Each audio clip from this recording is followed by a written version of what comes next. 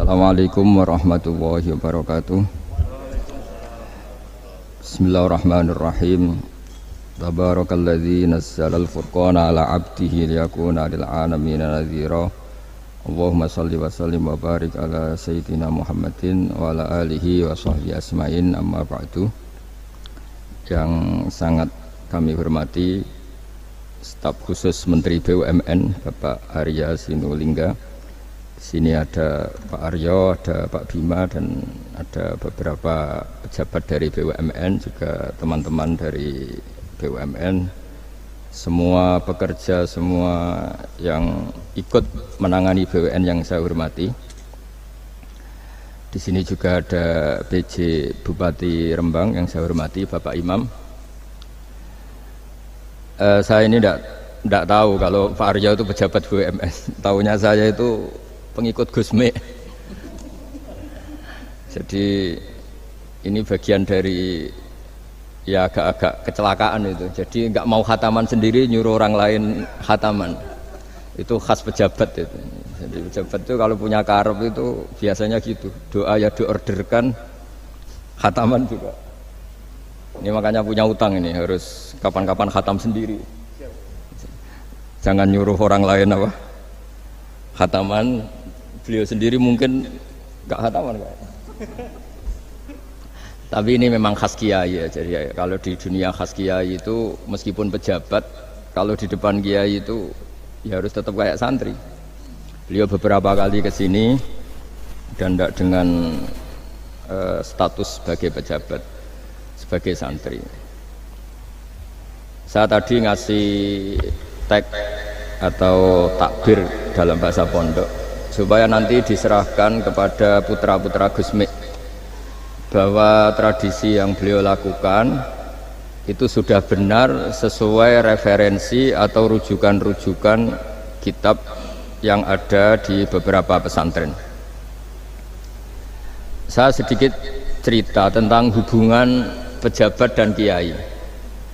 Dulu Imam Malik itu ngarang kitab namanya Al-Muwatta, itu dikarang 16 tahun. Jadi bisa dibayangkan, dikarang orang yang sangat alim, masih ngarangnya dalam waktu 12 tahun. Ditirakati, disolati, diteliti, diulang lagi sampai 16 tahun. Saking populernya kitab itu, seorang presiden, kalau dulu era khilafah ya, itu minta supaya Imam Malik datang ke istana mengajarkan Al-Muwatta ke putra-putra Harun Ar-Rasyid. Ini saya agak muji sisi benarnya Pak Aryo.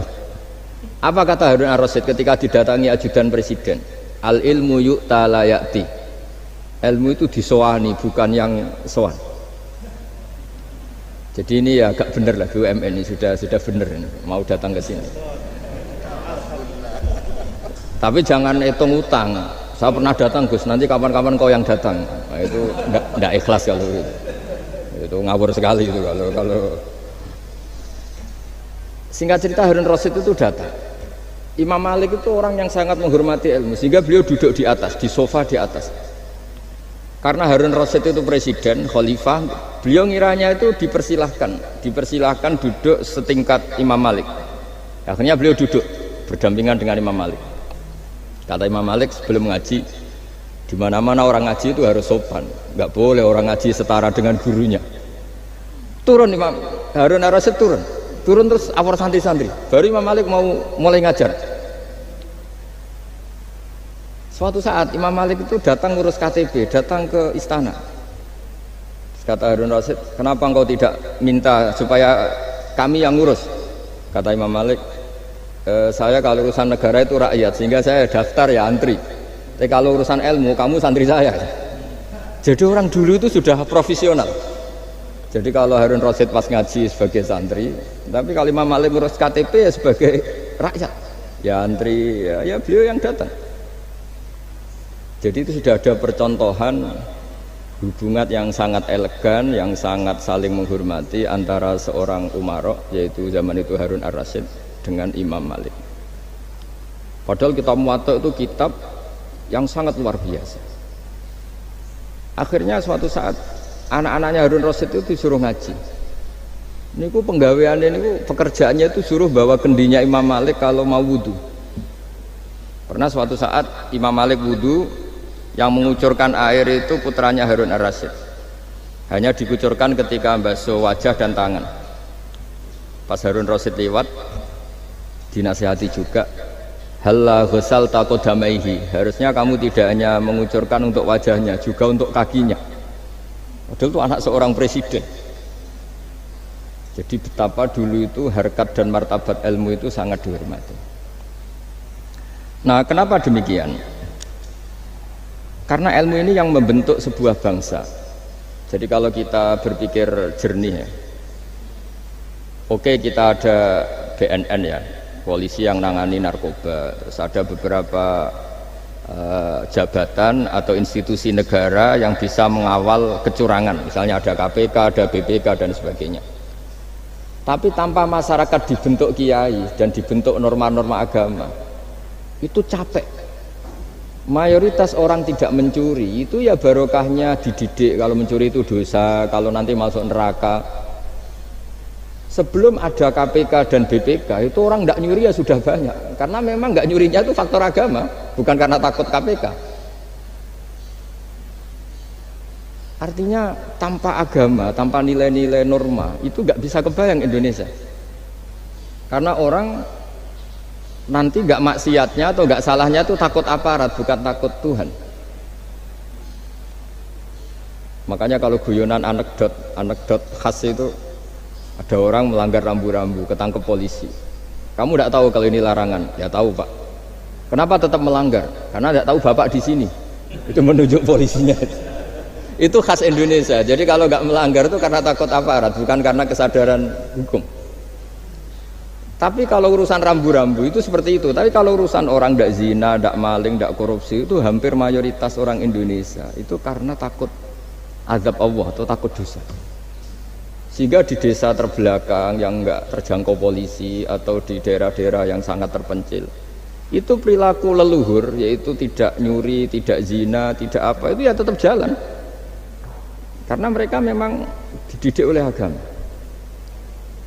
Sehingga keinginan kita terbesar adalah bahwa sesuai konsep Imam Ghazali, al ulama wal umara tau amani. Jadi ada sinergi lah antara ulama dan umara.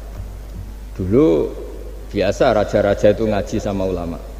Tapi ulama juga biasa antri di kerajaan untuk ngurus administrasi negara. Jadi beliau-beliau ya bisa sebagai rakyat, tapi juga sekaligus sebagai guru. Karena beliau-beliau ini orang-orang yang bisa menanggalkan egonya. Lalu kenapa kerajaan dulu itu begitu kuat? Ada contoh paling populer dalam mengelola negara, yaitu Umar bin Khattab. Itu Sayyidina Umar bin Khattab, itu bajunya, jubahnya itu ada 12 jahitan, saking jeleknya. Jadi saking jeleknya itu 12 jahitan. Ada pernah seorang kiai yang cerita, ketika Baitul Maqdis itu ditaklukkan oleh pasukan Umar, itu beliau harus naik unta dari Madinah sampai Yerusalem. Karena kerajaan yang ditaklukkan itu membayangkan Umar itu seorang presiden, seorang khalifah, pasti wah. Itu ternyata pas sampai gerbang Yerusalem itu Umar itu yang nuntun unta. Karena ketika unta itu hanya satu, sama pengawalnya bilang, saya mau naik unta asal gantian. Ya 2 kilo Umar naik, 2 kilo ajudannya yang naik, sampai lah pas mau pintu gerbang itu pas giliran Umar yang nuntun. Kata ajudannya, kali ini jenengan yang naik saja. Enggak, saya enggak mau bohong. Jadi yang disambut ya ajudannya. Karena ajudannya pakaiannya lebih bagus dan Umar pakai tadi jubah yang berjahit 12. Jadi betapa orang-orang dulu itu ketika jabat itu malah tasawuf. Karena tadi dipandu oleh agama. Setelah itu ada beberapa sahabat yang usul, ada pesta gitu karena ini hari kemenangan. Kata Sayyidina Umar, Inna Allaha ta'ala ayyara qauman faqala adhabtum thayyibatikum fi hayatikumud dunya wastamta'tum biha. di antara kritik Allah kepada orang-orang yang enggak benar adalah jatah kenikmatan kamu sudah kamu habiskan di dunia, maka di akhirat sudah ada jatah. Maka kata Umar, astabqi thayyibati, jatah-jatah kenikmatan saya biarkan utuh, maka tidak saya nikmati sekarang. Nah makanya ini saya sekaligus minta sama BUMN, pokoknya nggak usah lah ngundang saya, ribet. Selain ribet ya soalnya ngaji saja. Saya ini jadi kiai itu ya bingung, ya sering dihormati orang, dicucuk, kadang disangoni. Kalau kadang ya mikir, nak jatah kuntek terus piye. Makanya saya tuh ya sering ngebis, ya biasa saja hidup saya. Karena saya tidak ingin jatah saya ini habis. Tapi kadang-kadang orang itu ingin berlebihan menghormati kiai. Saya berkali-kali bilang, ketika ada orang menghormati saya itu yang repot saya. Yang menghormati benar karena menghormati kiai, tapi kiainya yang masalah kan. Kalau tidak bisa ngelola hatinya jadi tamak, jadi ribet. Makanya ini kan ya sudah, saya tetap sebagai kiai ngajarkan ikhlas. Makanya guyonan di kitab-kitab dulu, kalau ada orang cantik sowan kiai itu kata kiainya, saya yang bingung. Kamu melihat saya ibadah, saya melihat kamu masalah. jadi tapi kalau kiainya agak soleh ya enak, sama-sama seneng kan. Masalahnya kita ini soleh, paling enggak berusaha soleh lah. Ya jadi kalau Pak Aryo sowan sini itu dia benar, sudah sopan lah sama kiai, beliau pejabat sopan. Saya yang masalah kan. Misalnya saya ke Jakarta terus ingat Pak Aryo ingin difasilitasi, saya kan jadi repot. Makanya kemungkinannya kecil kalau saya ke Jakarta tak hubungin itu kecil dan tidak perlu tersinggung. Saya selama ini ya sering ke Jakarta ya biasa.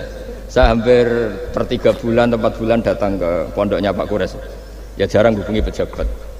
Ya sudah, kalau mau ngaji aja. Nah, kenapa saya menekankan ikhlas? Karena ini kan acara khataman. Di antara pokok dari ajaran Quran adalah wa ma umiru illa liya'budullaha mukhlishina lahuddin. Jadi kalau sudah berani beragama ya kita harus ikhlas. Dan saya berkali-kali bilang, ikhlas itu mudah. Harus dilatih. Saya berkali-kali memberi analogi itu gampang sekali. Lama sekali kita bilang kalau yang putih itu putih. Lama sekali kita bilang yang hitam itu hitam. Itu tidak ada yang gaji. Kenapa kita mengatakan tembok ini putih? Karena memang putih. Kenapa orang mengatakan peci itu hitam? Ya karena memang hitam. Itu tidak ada yang gaji dan semuanya ngomong seperti itu. Tapi pas Anda ngomong Allah itu Tuhan, minta masuk surga. Pas hubungan dengan Tuhan itu selalu tidak ikhlas.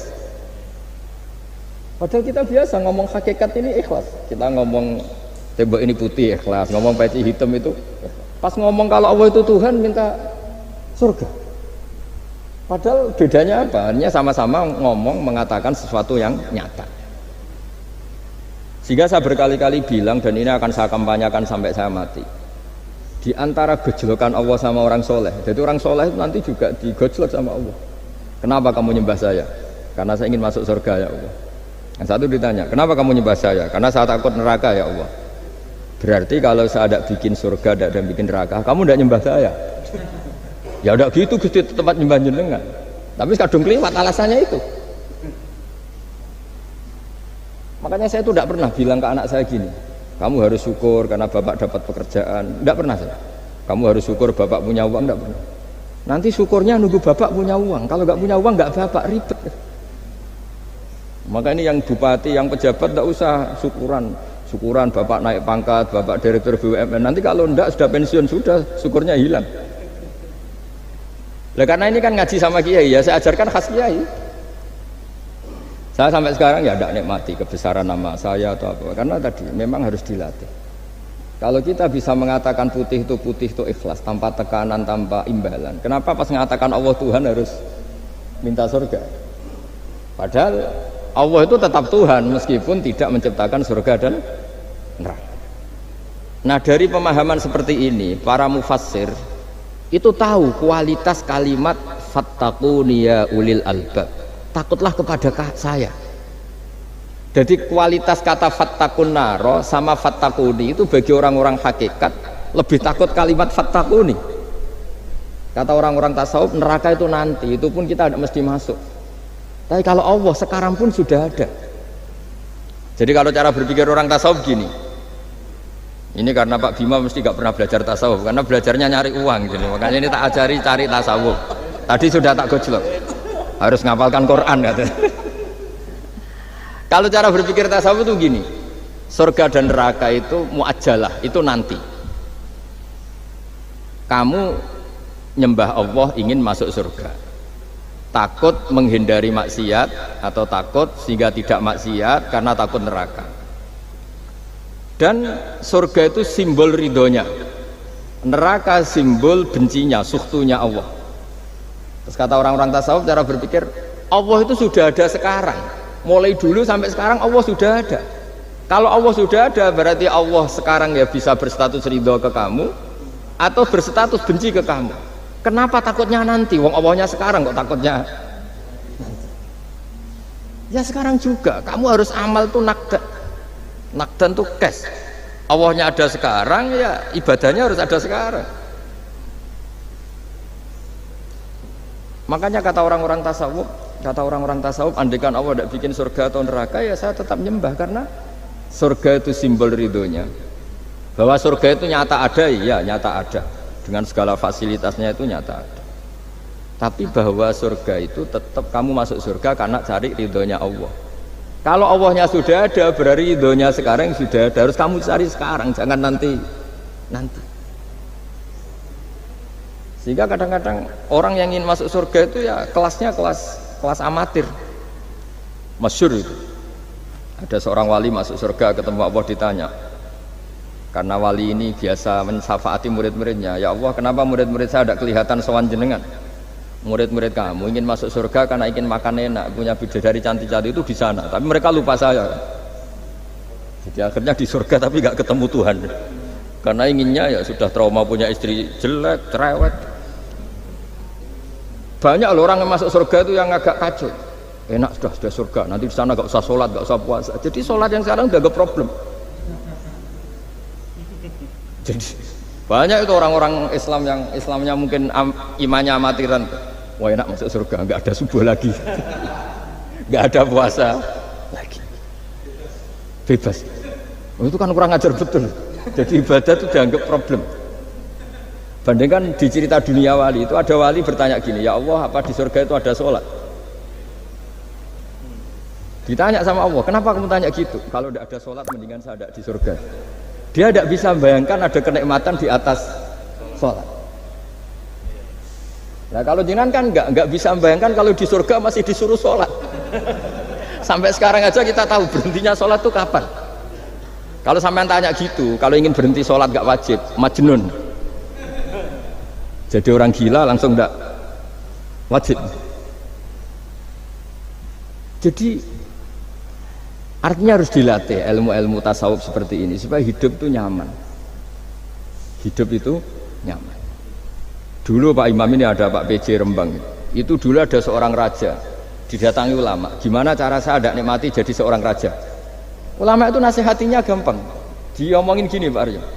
Pak Raja, kalau kamu di Sahara, di padang Sahara, kemudian Anda kehausan. Kalau tidak minum satu gelas air Anda mati. Apakah? Terus kemudian yang punya air bilang gini, kamu tak kasih air, tapi syaratnya kerajaannya kasihkan saya. Kamu kasihkan apa milih mati? Wah ya milih dikasih air, mendingan nggak jadi raja tapi hidup. Terus la tafrah bimulkin la yusawi kak samain. Kamu jangan bangga dengan satu kekuasaan, dengan satu kerajaan yang nilainya sama dengan segelas air. Akhirnya dia terjadi raja yang soleh karena ternyata apa? La yusawi kak samain, tidak sama atau ya nilainya itu masih. Nah, kita yang rakyat yang tidak jabat, misalnya masyarakat, itu ya harus berpikir gitu. Orang nggak jadi bupati tetap hidup, nggak jadi pegawai BUMN tetap hidup. Tapi kalau nggak minum air itu mati. Dan rata-rata rakyat itu bisa minum air. Artinya apa? Kita dan mereka itu sama-sama punya nikmat yang pokok, yaitu sadur rumki, nikmat yang bisa mempertahankan kehidupan. Jadi nikmat selain itu tidak pokok. Sehingga orang itu bisa jadi wali, jadi Ini resep jadi wali. Jadi wali itu udah harus tirakat dalail terus gak pernah makan nasi itu enggak, itu keberatan. Jelas pegawai BUMN enggak mau itu, mesti enggak mau itu. Mesti enggak mau. Itu. Ya enggak mau ya enggak bakat. Jadi udah pasti enggak mau. Karena ini saya tahu banyak tentang beliau. Pak Aryo itu bin selamat dulu abahnya itu ditobatkan Gusmi, dingertikan agama oleh Gusmi. Karena beliau ingin tetap mencintai kiai, terus korbannya saya karena Gusmi meninggal. Terus mahabbahnya diarahkan ke saya. Tapi saya berdoa supaya diarahkan ke banyak kiai lah, supaya saya tidak jadi objek sasaran ya. Nanti juga repot ini. Saya tuh sering disewani orang dari Kalimantan, Sulawesi, saya ingin idolakan jenengan, saya ingin dekat dengan jangan. Saya sudah lah pakai kiai lokal di sana aja, jadi sampai tidak ganggu saya. Terus kiai lokal di sana juga tidak mahjub oleh saya, kata saya. Saya teruskan ya. Jadi dulu para raja itu dilatih oleh ulama, termasuk dilatih begitu. Kamu punya kamar 1000, kalau tidur per 5 menit ganti kamar, karena eman sudah dibikin kok nggak dipakai. Nggak juga, punya kamar 1000 yang dipakai hanya satu. Ngapain punya 1000 yang dipakai hanya? Punya baju satu lemari yang dipakai hanya satu.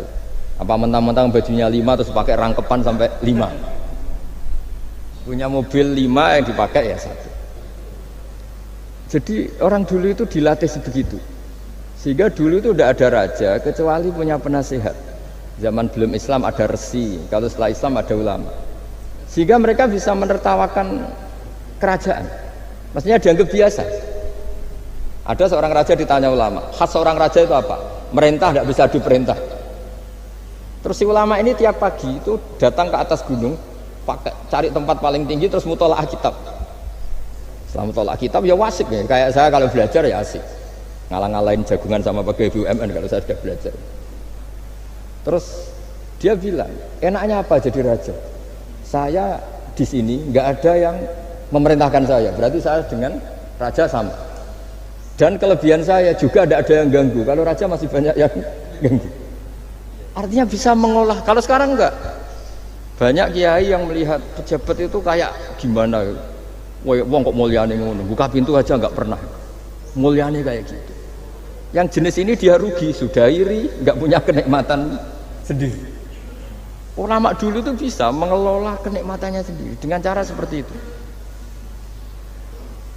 Makanya masyhur Sayyidina Ali itu kalau malam itu diantara sebab beliau tambah dekat sama Allah. Itu diantara wiridannya itu bukan kayak wiridan kita itu enggak. Wiridannya begini. Ya Allah, kafani izzan antakuna li robban wa kafani fakhran an akuna laka abdan. Saya sebagai manusia ini sudah sempurna, punya Tuhan engkau, Tuhan yang maha dahsyat, maha top. Kayak apa nyesalnya saya kalau punya Tuhan hanya sebuah batu, hanya pahatan batu, atau Tuhan yang mati, atau Tuhan yang kelaparan. Wa kafani fakhran an akuna laka abdan, dan saya ini bangga karena jadi hambamu. Jadi orang dulu itu nyembah Allah itu tidak harus dengan kalimat subhanallahu akbar, tapi punya kesimpulan yang menjadikan mereka ini nyaman dengan Allah. Abu Yazid Al-Bustami itu diangkat jadi wali setinggi-tingginya, itu diantaranya itu kalau wiridan bilang gini, ya Allah, kenapa engkau ngasih makan saya, ini aneh. Kenapa engkau ngasih minum saya, itu aneh. Di mana-mana orang memberi itu ada kepentingannya. Misalnya majikan bayari karyawan karena ada kepentingannya. Malah kalau di fikih itu agak absurd. Fikih itu hubungan suami istri itu agak kacau kalau dalam fikih. Lelaki itu tidak wajib nafkah istrinya kalau tidak ngasih. Jadi kayak agak-agak transaksi. Dan istrinya punya hak nggak mau diajak kalau nggak dikasih nafkah. Jadi makanya dulu Mbah Mun tuh kalau ngajar saya fikih itu ngajari wong perhitungan. Maksudnya wong ambek bojo kok perhitungan. Tapi di mana-mana hubungannya orang tuh begitu. Wong kenal kiai, nak orang meloro kiai diatur ngene iki ora marem. Singkat cerita Bu Yazid itu, ya Allah engkau zat yang luar biasa, engkau tidak butuh saya tapi ngasih saya. Ini fenomena aneh. Di mana-mana orang ngasih itu ada kepentingannya, apalagi pilkada. Wah itu tambah banyak kepentingan ya. Artinya dia bisa mensifati Allah dengan cara yang nggak kebayang orang lain. Allah itu tidak butuh kita, tanpa kita sudah jadi Tuhan, tapi ngasih kita. Apa ya Allah alasan engkau mengasihi saya? Engkau tidak butuh saya. Di mana-mana orang ngasih itu kan karena butuh. Misalnya kamu ngasih anak, apapun alasan ikhlas Anda ini karena nyaman. Anak ini menjadi hiburan. Tetap seneng ya. Ada unsur kamu itu dapat timbal balik, setidaknya seneng. Atau ngasih rival politik kamu, setidaknya ya karena safety lah kata tadi Pak Aryo. Bergak berontak teman-teman. Pokoknya ada kepentingan. Tapi Allah ini zat yang nggak punya kepentingan, kemudian tetap ngasih. Dari situ terus dia punya cara mencintai Allah. Jadi wali-wali dulu itu punya cara untuk mencintai Allah. Dengan cara seperti itu. Makanya ada wali yang nangani orang-orang macam-macam. Kayak Gusme itu masyhur, beliau nangani orang fasik, orang macam-macam.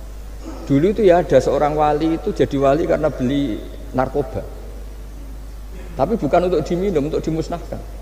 Tapi kalau sekarang nggak mungkin karena narkoba harganya sudah miliaran, triliunan. Kalau dulu mungkin. Jadi ceritanya itu kampung dulu kan terpisah-pisah oleh gunung, oleh apa. Singkat cerita si wali ini setiap ada bandar narkoba dulu pakai Homer kalau dulu arak dibeli sama dia, dibeli setelah agennya pergi dilarungkan pokoknya dibuang begitu terus. Suatu saat si pengedar narkoba ini heran, kampung situ itu selalu tak kirimin Homer kok gak ada yang mabuk, tapi dibayar cash. Malah si orang ini meninggal wani, ternyata dia tidak ingin kampungnya itu mabuk, sehingga dicegat di jalan supaya Homer ini tidak sampai ke kampung. Nah, sekarang kan tidak mungkin narkoba semahal itu. Tapi apapun itu kembali ke ulama dan umaro. Alhamdulillah di Indonesia itu ulama ya mati-matian supaya generasinya tidak terlibat narkoba dengan cara ditakutkan neraka. Umaro juga melakukan itu dengan cara ditakutkan penjara. Nah, ini yang kita sama-sama ulama wal umaro tahu aman. Kita kerjasama dengan kapasitas masing-masing. Jadi penting sekali ngaji seperti ini supaya kita tahu bahwa khazanah-khazanah kita tentang dekat sama Allah itu macam-macam. Ini khusus ijazah ini sama Pak Bima Pak Aryo itu. Dulu Ki Hamid Pasuruan terkenal wali. Dan di antara wirid dan dzikrul filin ada beberapa kata yang dari Kiai Hamid. Jadi dzikrul filin itu kalimatnya utamanya dari Gusme Mbah Ahmad Siddiq, tapi ada beberapa kalimat yang dari Ki Hamid Pasuruan.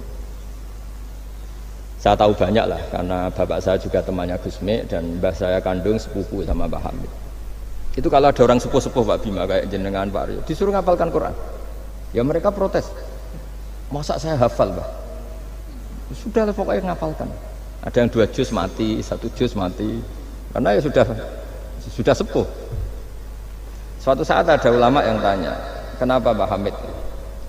Biar kamu dalam perjalanan di dunia tercatat ini bercita-cita hafal Quran, sehingga kalau mati berstatus man salaka thoriqan yaltamisu fihi ilman sahalallahu lahu thoriqan ilal jannah. Orang yang mati berorientasi ingin ngaji. Tapi kalau kamu tidak punya orientasi ngaji kan di otak kita andaikan direkam Allah. Loh, coba hati kita andaikan direkam Allah, ingin kaya, ingin punya gunung, ingin punya alpat, ingin punya ini itu. Coba kalau itu nanti disetel di akhirat. Tapi kalau kamu ingin ngapalkan Quran kan setidaknya pas disetel udah keren. Ingin hafal Quran meskipun tidak hafal-hafal gitu. Ingin hafal itu tapi meskipun nanti kalau malaikatnya drengki ditambahin meskipun. Tapi insya Allah malaikat tidak ada yang drengki. Tapi andaikan kita nanti tidak punya cita-cita ngaji, itu rekaman kita hanya itu, ingin mapan, ingin kaya, ingin menguasai dunia. Betapa malunya kita kalau rekaman itu kita dengar di depan Allah. Padahal nanti niat ini yang dihitung. Faman kanat hijratuhu ila Allah wa rasulih fa hijratuhu ila Allahi wa rasulih. Orang yang orientasinya hijrah itu meninggalkan yang buruk menuju yang lebih baik, hanya untuk Allah dan Rasul, maka ya dihitung ke sana. Jadi misalnya Pak Bima, Pak Aryo ngapalkan Quran, hafal-hafalnya. Tapi berarti perjalanannya ini mencari ridhonya Allah, itu ditulis. Tapi kalau kita orientasinya ingin mapan, ingin sejahtera, ya ditulis. Ini ingin punya rumah 2, ingin punya rumah di berbagai provinsi. Ini coba kalau itu nanti direkam. Terus ditanya Allah, inginnya kamu apa sih di dunia? Dan itu bisa menjadi status kita. Ngeri kan? Kita ketemu Allah dengan status tidak pencari Allah dan Rasul, tapi pencari kemapanan. Nah, itu cara Mbah Hamid untuk mendidik supaya orang itu orientasinya kepada Allah dan Rasul.